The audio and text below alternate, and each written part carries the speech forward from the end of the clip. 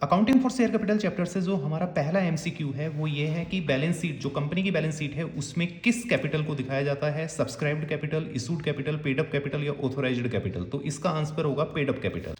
Second MCQ में according to the SEBI security exchange board of India की guidelines के हिसाब से ये पूछा गया है कि जो मिनिमम सब्सक्रिप्शन है शेयर्स कैपिटल का वो कितने परसेंट होना चाहिए। तो मिनिमम सब्सक्रिप्शन जो है, जैसे हम शेयर्स इशू करते हैं तो उसका 90% सब्सक्राइब्ड हो जाना चाहिए, तभी हम आगे शेयर्स की वैल्यूज को, जो भी अलॉटमेंट है, फर्स्ट कॉल, सेकंड कॉल, जो आगे का पार्ट है उसको कंटिन्यू कर सकते हैं। तो इशूड कैपिटल का कितने परसेंट सब्सक्राइब्ड होना चाहिए? एटलीस्ट 90%। तो यहाँ हम कुछ ऐसे भी देख सकते हैं, बुक में भी देख सकते हैं कि भाई मिनिमम सब्सक्रिप्शन जो है प्रोविजन एज पर सेबी कितना है? 90%। थर्ड एमसीक्यू में हम बात करते हैं interest on calls in arrear, कि इंटरेस्ट जो है कॉल्स इन एरियर पे कितना कंपनी लगा सकती है। तो इसका आंसर है 10%। अगर यहाँ हम बुक में इसको देखते हैं तो बुक में interest on calls in arrear का अगर आप पॉइंट देखेंगे तो एक टेबल एफ है, इसके हिसाब से इंटरेस्ट कॉल्स इन एरियर जो है वो 10% पर एनम लगाया जा सकता है। इसी तरह से आ सकता है कि भाई interest on calls in advance, calls in arrear नहीं, कॉल्स इन एडवांस, इस पे कितना जो इंटरेस्ट है कंपनी पे करेगी शेयर होल्डर को, क्योंकि यहाँ पे पैसा एडवांस लिया गया है। तो इसका आंसर होगा 12%। अगर आप यहाँ बुक में देखते हैं तो interest on calls in advance, ये जो है interest in calls in advance जो है ये 12% होगा, जो कि पर एनम कंपनी के द्वारा शेयर होल्डर को दिया जाएगा। नेक्स्ट फिफ्थ नंबर एमसीक्यू है जो कि काफी इंपॉर्टेंट है कि भाई सिक्योरिटी प्रीमियम का पैसा कंपनी इन चार ऑप्शंस में से कहां पर यूज नहीं कर सकती।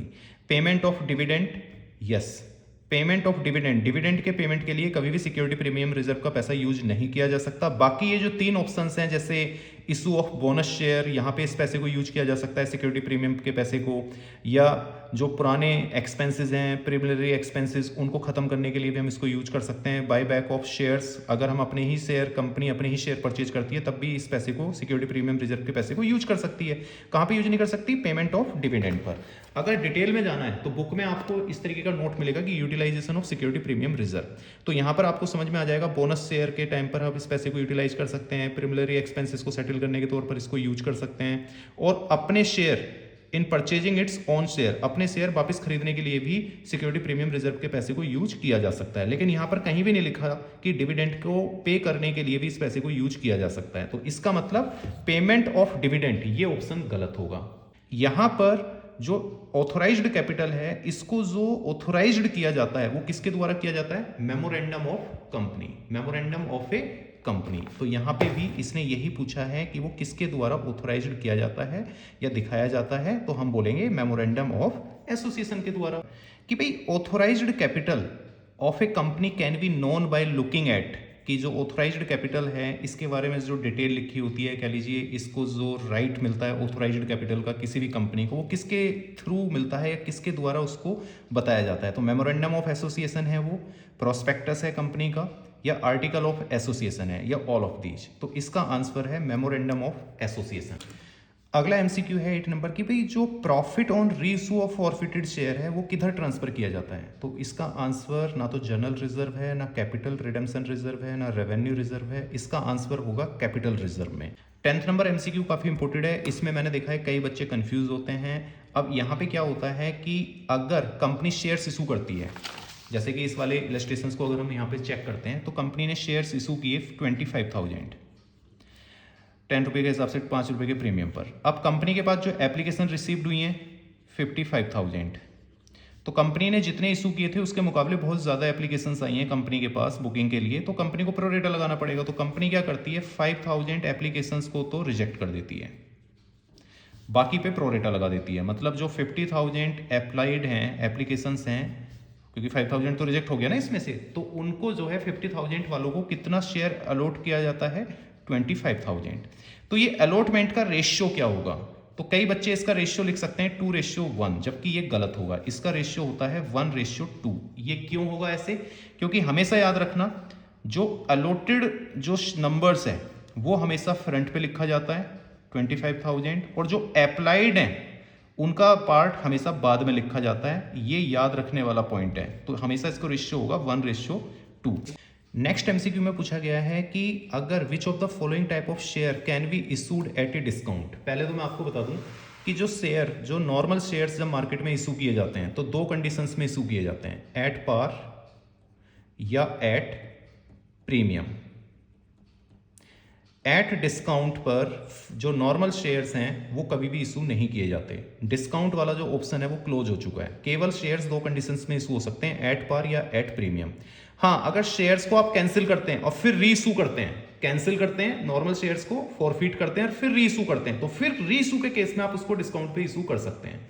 लेकिन ये तो फ्रेश शेयर की बात कर रहा है कि भाई जो शेयर इशू किया जा रहा है तो वो कितने, कौन सा शेयर है जो डिस्काउंट पे इशू किया जा सकता है। तो शेयर जो है, जो वेंडर को आप इशू करते हैं वो नॉर्मल शेयर्स होते हैं, बिल्कुल भी नहीं कर सकते डिस्काउंट पर इशू।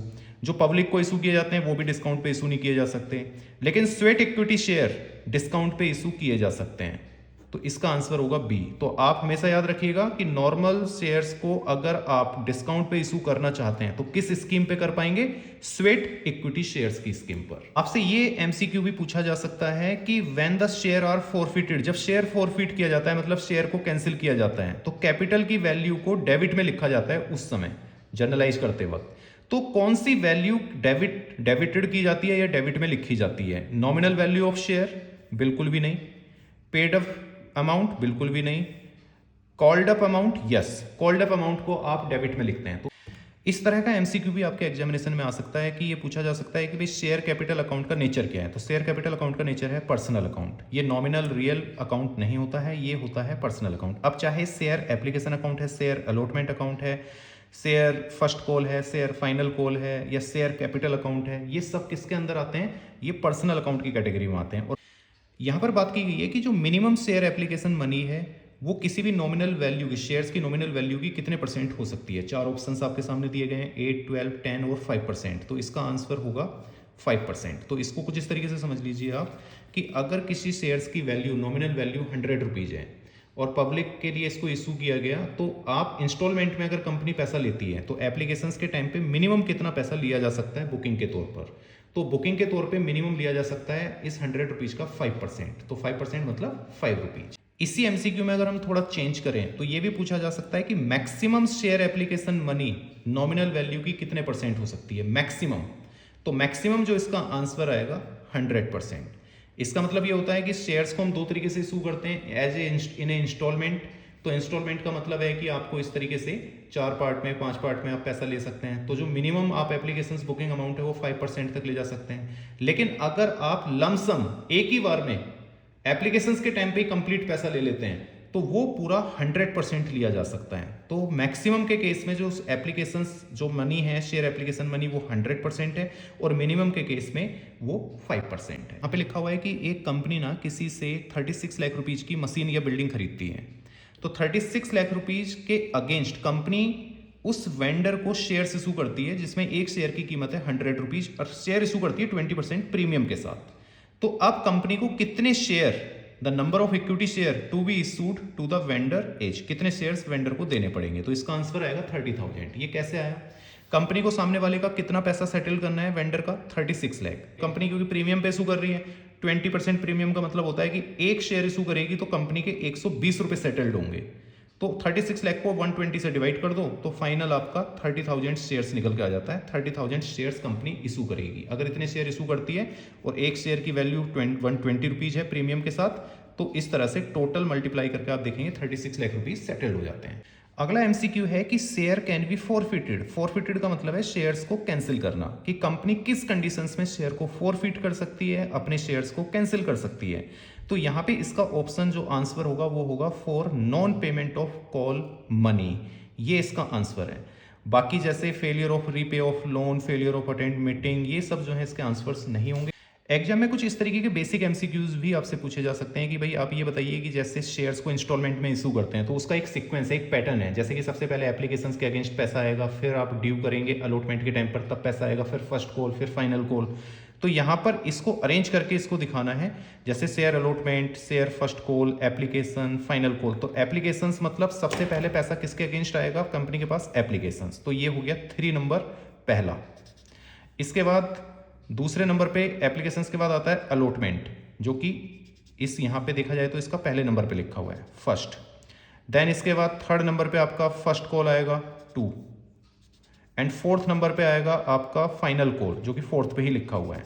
तो अगर आप इस सीरियल को यहाँ पे मैच कराते हैं तो आपको ये बी वाला जो ऑप्शन है ये सही लगेगा।